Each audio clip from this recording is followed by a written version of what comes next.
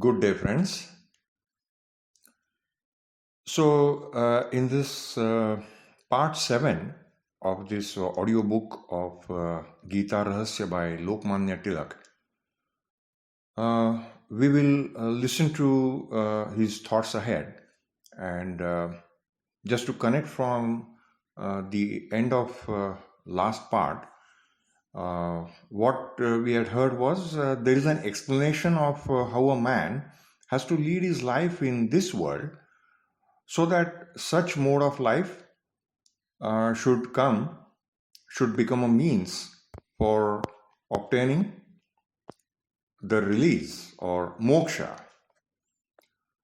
Now, according to the first of these, that is to say, according to the philosophical aspects of the doctrine, Shankaracharya says that the multiplicity of the various objects in the world, such as I, you, or all the other things which are visible to the eye, is not a true multiplicity, but that there is in all of them a single, pure, and eternal highest self, or Parabrahma in the local language. And various human organs experience a sense of multiplicity as a result of the illusion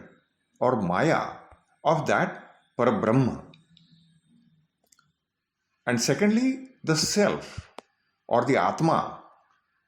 of a man is also fundamentally of the same nature as the Parabrahma. And number 3, that it is not possible for anyone to obtain release or moksha except after the complete realization, that is, after seeking jnana or personal experience of this identity of the Atma and the Parabrahma. This is known as non-dualism or Advaitavad in the local language, because the sum and substance of this doctrine is that there is no other independent and real substance except one pure self-enlightened, eternal and released Parabrahma. That the multiplicity which is visible to the eye is an optical illusion or an imaginary experience resulting from the effect of illusion or maya,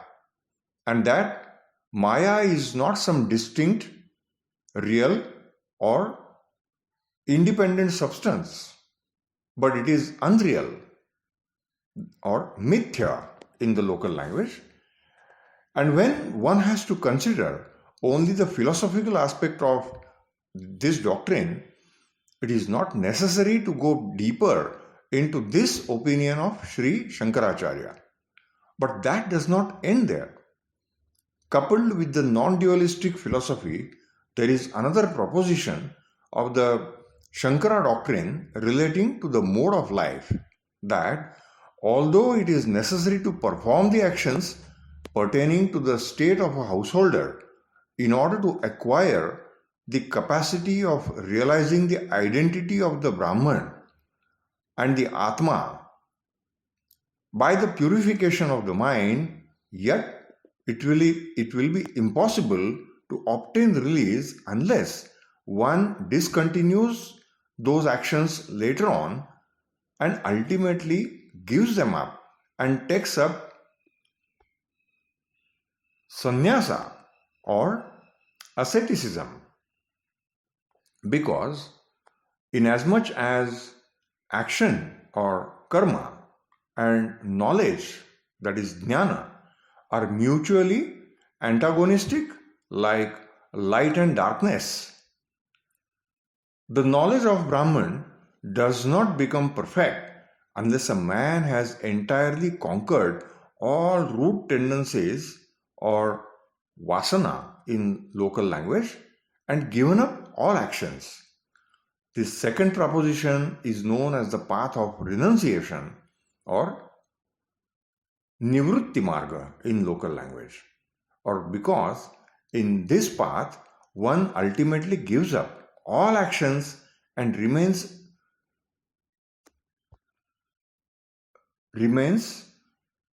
steeped in knowledge or realization. It is also called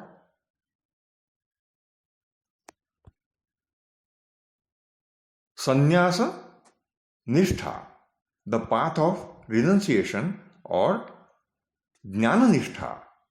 that is the path of realization. It is stated in the Shankara Bhashya on the Upanishads and on the Brahma Sutras that not only the non-dualistic philosophy but also the path of renunciation, that is to say both the aspects of the cult of Shankara, have been preached in those books. And in the Bhashya on the Gita, definite conclusion has been drawn that the teaching of the Bhagavad Gita is the same. And as authority for that,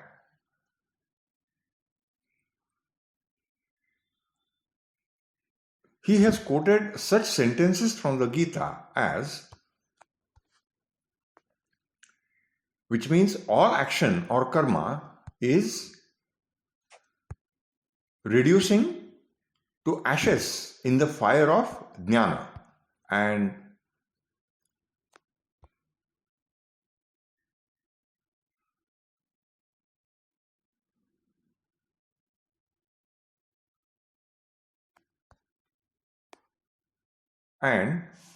also it says all actions culminate into realization, that is jnana. In short, the Shankara Bhashya has been written in order to show that the teaching of the Gita is consistent with that particular Vedic path, which after proving it to be the most excellent one, was recommended by Shankaracharya after he had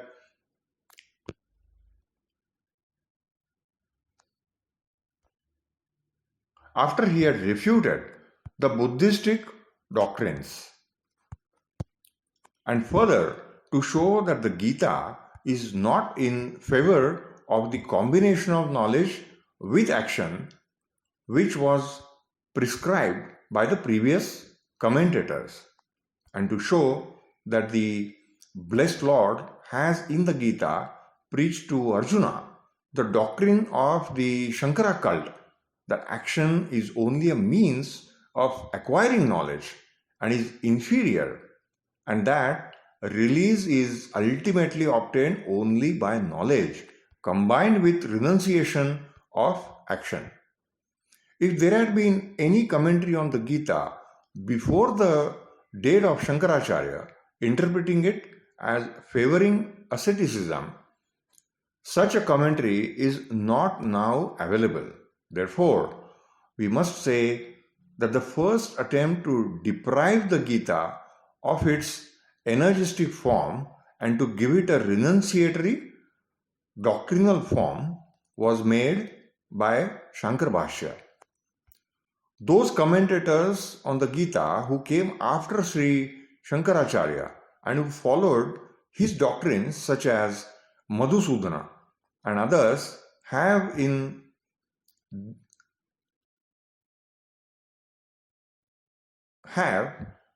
this matter principally adopted the procedure of the Acharya. Yet later on, this came into existence. There came into existence another queer idea, namely that the principal sacred canon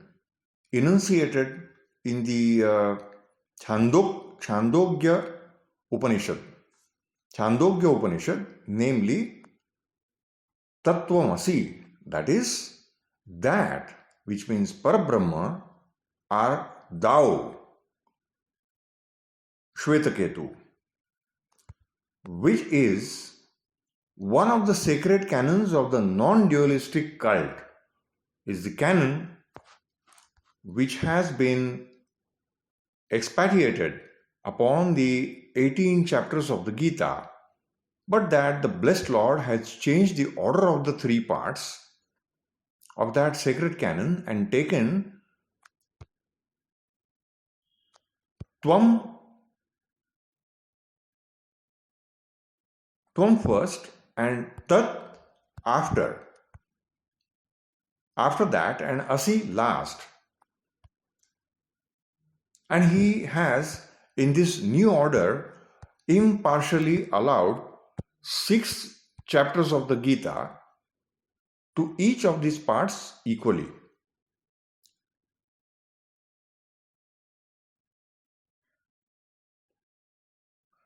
The Paisasa Bhashya on the Gita does not pertain to any particular doctrine, but is independent and is believed to have been written by Hanuman, that is, by Maruti. But such is not the case. This Bhashya has been written by the philosopher Hanuman, who has also written a criticism on the Bhagavad Gita, and it supports the path of renunciation, and in it, in some places, interpretations have been copied verbatim from the Shankara Bhashya.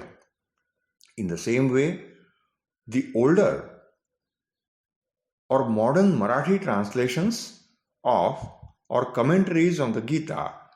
principally follow the Shankara Bhashya, and the English translation of the Bhagavad Gita by the late Kashinath Trimbak Telan, published in the Sacred Books of East series, brought out by Professor Max Muller, is stated by him at the end of the introduction to that translation to be as far as possible consistent with Sri Shankaracharya and the commentators of his school. When once in this way doctrinal commentaries on the Gita and the other 2 works out of the Prasthanatraya began to be written, the same course was later on followed by persons holding other doctrinal views about 250 years after the coming to existence of the Shankara tradition, which maintained the theory of illusion or Maya, non-dualism, Advaita, and renunciation, sannyasa. Sri Ramanujacharya, born Shaka 938, that is the year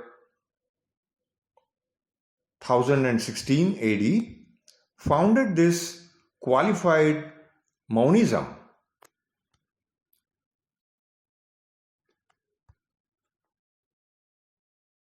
tradition, and in order to substantiate that cult, he also, like Sri Shankaracharya, has written independent commentaries or bhashya on the Prasthanatraya, including, of course, the Gita. This school is of the opinion that the doctrines of the unreality of illusion, that is Maya, and non-dualism laid down by Shankaracharya were not correct, and that although the 3 principles of consciousness, that is Jiva in local language, cosmos, that is Jagat, and the Ishvara were independent, yet in as much as Jiva, that is consciousness, and the cosmos were both the body of one and the same Ishvara. Therefore, the Ishvara was one and one alone, that out of this subtle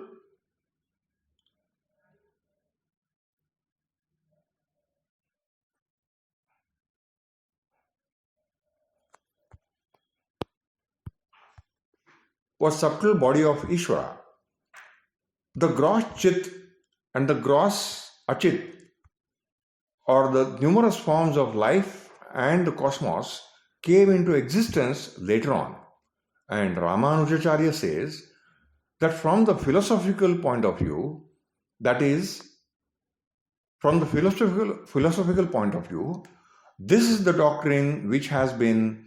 enunciated by the Upanishads and the Brahma Sutras. One may even say that the works of Ramanujacharya were responsible for the qualified monism doctrine finding its way into the Bhagavad religion, because the previous exposition of the Bhagavad religion to be found in the Mahabharata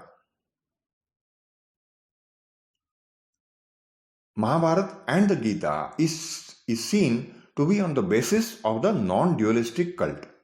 As Ramanujacharya belonged to the Bhagavad religion, he ought to have naturally realized that the Gita enunciated the energistic path of Karma Yoga. But as at that date of Ramanujacharya, the Karma Yoga of the original Bhagavad religion had practically come to an end, and it had acquired a qualified monistic or Vishishtadvaita form in its philosophical aspect, and principally a devotional form from the point of view of the mode of life. Ramanujacharya drew the further conclusions that although jnana, karma, and bhakti or devotion are all three referred to in the Gita, yet the doctrine enunciated in the Gita is in essence qualified monistic from the point of view of philosophy, and of the devotion to the Vasudeva from the point of view of a mode of life, and that the path of action or karmanishtha in local language was something which led to path of knowledge or jnananishtha in local language, and was not something independent. But although Ramanujacharya had effected a change in the cult of Shankara by substituting the qualified monism for non-duality and devotion for renunciation, yet if devotion is looked upon as the highest duty of man from the point of view of mode of life, then the lifelong performance of the worldly duties pertaining to one's particular status becomes an inferior mode of life, and on that account the interpretation put on the Gita by Ramanujacharya must also be looked upon as, in a way, in favor of renunciation of action, because when once the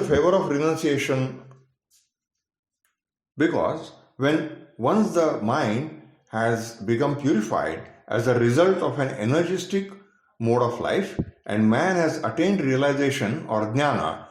whether he thereafter adopts the fourth stage of life and remains steeped in the contemplation of the Brahman, or he is steeped in the unbounded loving worship of the Vasudeva, is just the same from the point of view of action or karma. That is to say, both are renunciatory. And the same objection applies to the other cults which came into existence after the date of Ramanujacharya. Although Ramanujacharya may have been right in saying that the theory of non-reality of illusion is wrong, and that one ultimately attains release only by devotion to the Vasudeva, yet looking upon the Parabrahma and the conscious ego or jiva in local language or life form as one in one way and different in other ways is a contradiction in terms and an inconsistency. Therefore,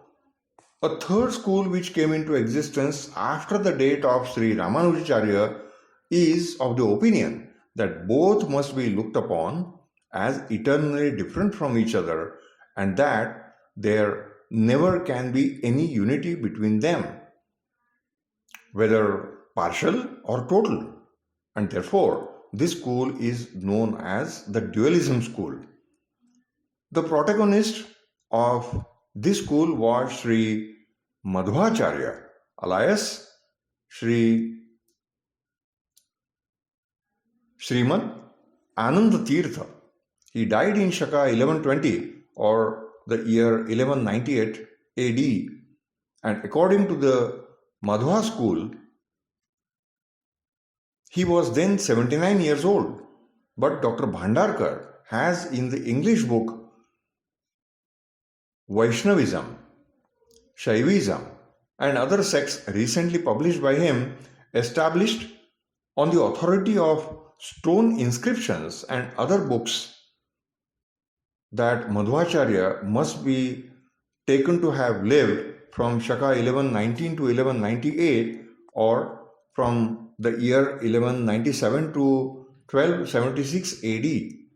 Madhvacharya has shown in his commentaries on the Prasthanatrayi, which also includes the Gita, that all these sacred books are in favor of the theory of duality. In his commentary on the Gita, he says that although desireless action has been extolled in the Gita, yet desireless action is only a means and devotion is the true and ultimate cult. And that when once one has become perfect by following the path of devotion, whether one thereafter performs or does not perform action is just the same. It is true that there are some statements in the Gita which say the abandonment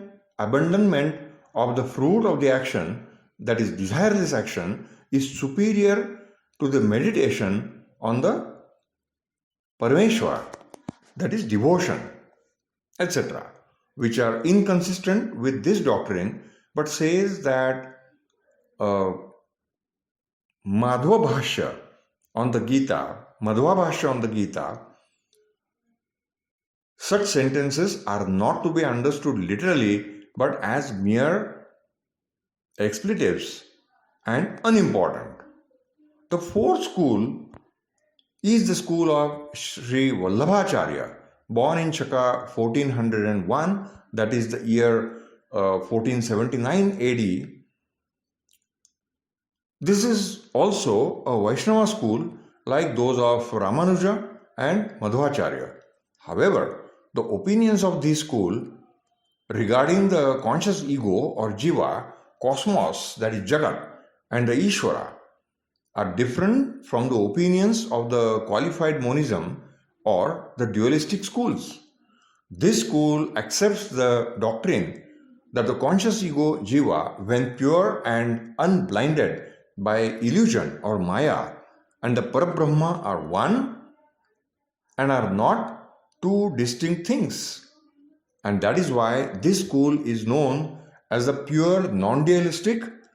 Shuddhadvaita school. Nevertheless, this school differs from the Shankara school on account of the other doctrines pertaining to it, namely that the conscious ego or jiva and the Brahman cannot be looked upon as one and the same in the same sense as is done by Sri Shankaracharya, but that the various souls are particles of the Ishvara, like sparks of the fire, that the cosmos, which is composed of illusion, is not unreal or mithya, but illusion is the force which has separated itself from the Ishvara at the desire of the Parameshwara, that the conscious ego jiva, which has become dependent on illusion, cannot acquire the knowledge necessary for obtaining release except by divine pleasure, and that Therefore, devotion to the blessed Lord is the most important means of obtaining release. This pleasure of the Parmeshwara is also known by the other names of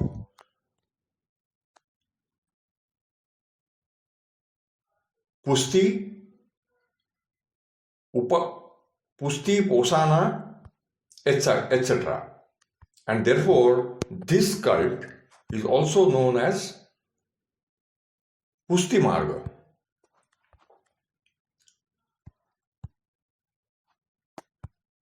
In the books of this school on the Gita, such as the Tattva-deepika and others, it is laid down that inasmuch as the blessed Lord has, after first preaching to Arjuna the Sankhya philosophy and the Karma Yoga, ultimately made him perfect by treating him with the nectar of the philosophy of devotion. Devotion, but above all, the devotion included in Pusti Marga.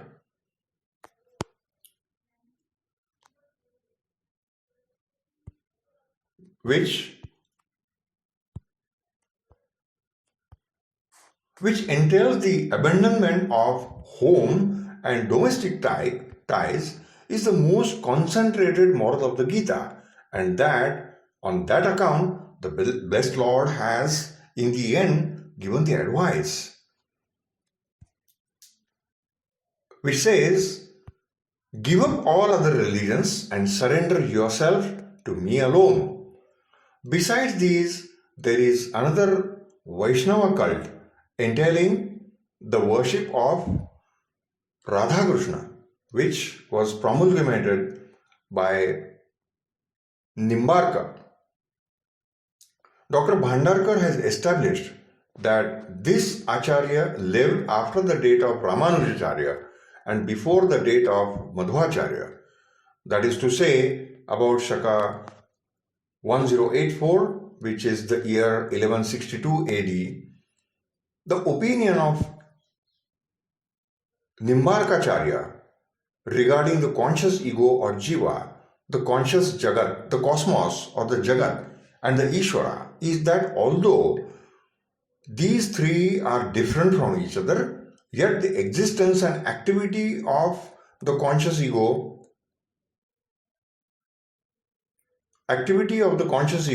or jiva and the cosmos are not independent but dependent upon the desire of the Ishvara, and that the subtle elements of the cosmos, of the conscious ego, that is jiva, and the cosmos are contained in the fundamental Ishvara. In order to prove this doctrine, Nimbarkacharya has written an independent bhashya on the Vedanta Sutras, and Keshava Kashmiri Bhattacharya, who belongs to this school, has written a commentary on the Bhagavad Gita called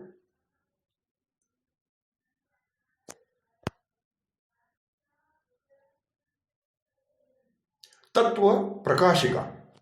and has shown in it that the moral laid down by the Gita is consistent with the doctrines of this school. In order to differentiate this school from the qualified monism, school of Ramanujacharya, one may refer to it as the dual, non-dual, Dvaita school. It is quite clear that these different devotional subcults of duality and qualified monism, which discard the Shankara doctrine of Maya, have come into existence because of the belief that devotion, that is the worship of a tangible thing, loses foundation and to a certain extent becomes forceless unless one looks upon the visible objects in the world as real. But one cannot say that in order to justify devotion, the theories of non-duality or of illusion have to be discarded. The saints in the Maharashtra have substantiated the doctrine of devotion without discarding the doctrines of illusion and non-duality. And this course seems to have been followed from before the time of Sri Shankaracharya. In this cult, the doctrine of non-duality, the illusory nature of things, and the necessity of abandonment of action, which are the concomitant doctrines of the Shankara cult, are taken for granted. But the advice of the followers of this school, such as the Saint Tukaram, is that devotion is the easiest of the means by which release in the shape of realizing the identity of the Brahman and the Atma can be obtained. If you want to reach the Ishvara, then this is the easiest way. That's what Sant Tukaram has said. And they say that the path of devotion based on non-duality is the principal moral of the Gita, inasmuch as the blessed Lord himself has first told Arjuna that concentrating the mind on the intangible Brahman is more difficult, and subsequently told him that my devotees are most beloved to me. The summing up of the Gita, which has been made by Sridhar Swami in his commentary on the Gita, is of this kind. But the most valuable work relating to this school, though in the Marathi language, is the Jnaneshwari. In this work, it is stated that the doctrine of karma is dealt with in the first 4 out of 18 chapters of the Gita, and the doctrine of devotion in the next 7, and the doctrine of jnana in the subsequent chapters. And Jnaneshwar himself has, at the end of his book, said that he has written his commentary after consulting the Bhashyakaras or Shankaracharya. But as Jnaneshwar Maharaj had the wonderful skill of expounding the meaning of the Gita by numerous beautiful illustrations and comparisons, and also he has propounded the doctrines of desireless action and principally the doctrines of devotion in a much better way than Sri Shankaracharya. The Jnaneshwari must be looked upon as an independent treatise on the Gita. Jnaneshwar Maharaj himself was a yogi, therefore he has written a very detailed commentary on that verse in the 6th chapter of the Gita, which deals with the practice of the Patanjali Yoga. And in it, he has said that the words of the blessed Lord at the end of the chapter, namely, therefore, O Arjuna, become a yogi, that is, become proficient in the practice of the yoga, which show that the blessed Lord has declared the Patanjali Yoga to be the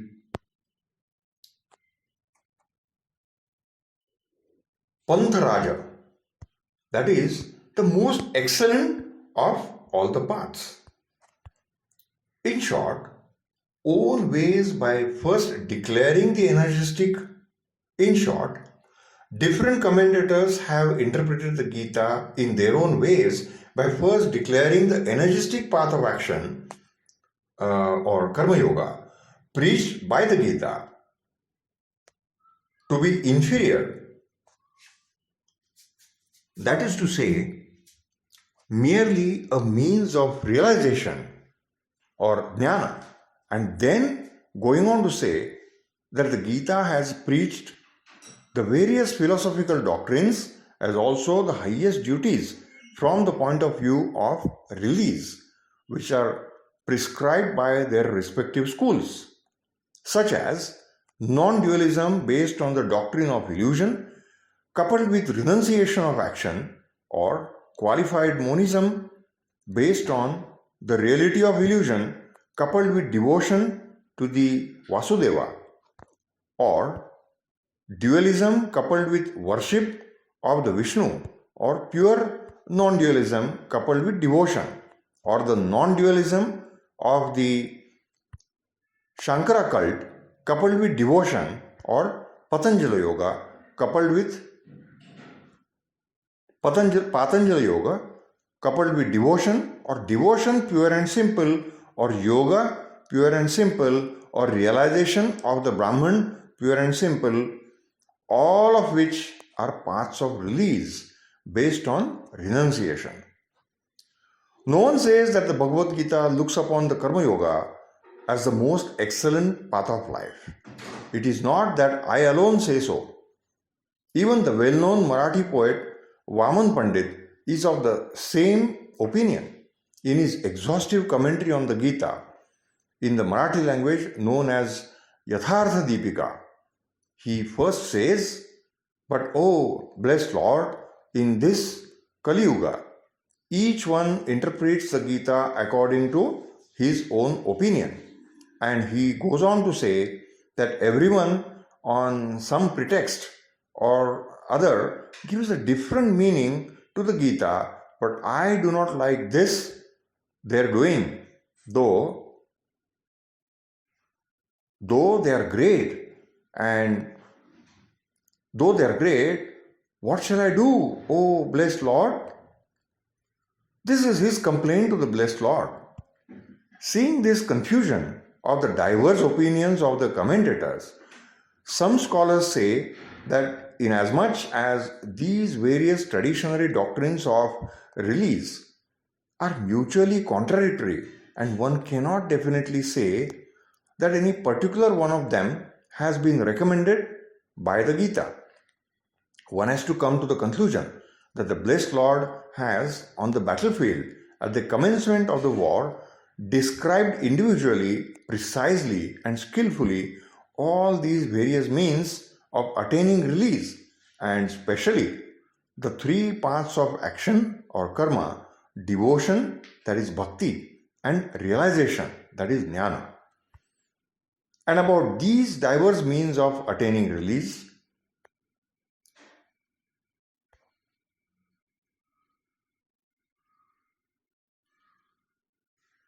the three paths of action, devotion, and realization, and satisfied Arjun, in whose mind there had arisen a confusion about these diverse means of attaining release. It is true that some commentators do maintain that these descriptions of the various means of release are not several or unconnected with each other, but the Gita has harmonized them with each other. And finally, there are also to be found others who say that although the teaching of the Brahman in the Gita is apparently easy, yet the true import of it is very deep, and no one can understand it except from the mouth of a perceptor. And that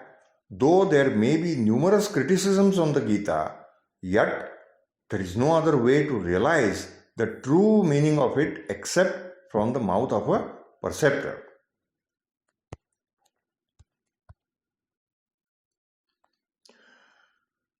So we will hear the next part of this first introductory chapter in the following audiobook parts.